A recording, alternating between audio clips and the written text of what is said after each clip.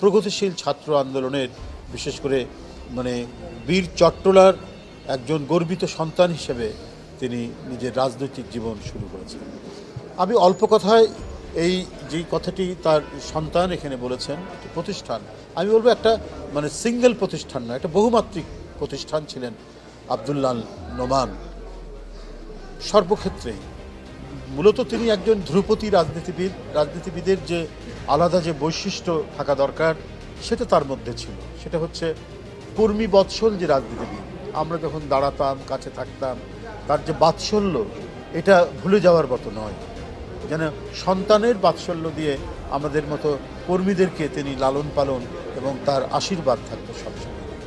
তো যাই হোক, এই ধরনের জনঘনিষ্ঠ একজন মানুষ যিনি মন্ত্রিত্ব করেছেন এবং বিরোধী দলের রাজনীতি করেছেন, সব দিকে তার যে অভিজ্ঞতা, আজকের যে রাজনৈতিক পরিস্থিতি, বর্তমান যে দেশের অবস্থা, এইখানে এই ধরনের একজন রাজনীতিবিদের যে পরামর্শ অতীব গুরুত্বপূর্ণ ছিল। আপনারা জানেন যখন উনি মন্ত্রী, আমাদের পরিবেশ রক্ষায় তার যে একটা অন্যতম কর্মসূচি ছিল সামাজিক বনায়ন, সেই সামাজিক বনায়ন কর্মসূচি যে কত ইতিবাচক একটি কর্মসূচি ছিল, একটি মানে পরিবেশকে রক্ষা করার জন্য যে মানে এটি একটি যে কত ইতিবাচক একটি কর্মসূচি সে বললেন, পোলট্রি এবং অন্যান্য বিষয়।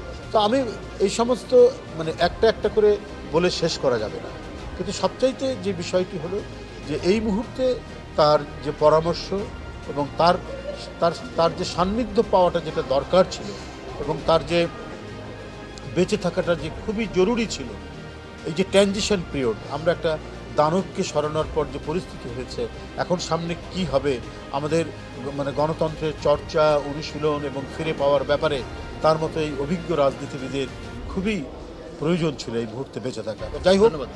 যাই হোক আমি তার আত্মার মাগফিরাত কামনা করছি। আল্লাহ যেন তাকে বেহেশত নসিব করবেন নিশ্চয়ই।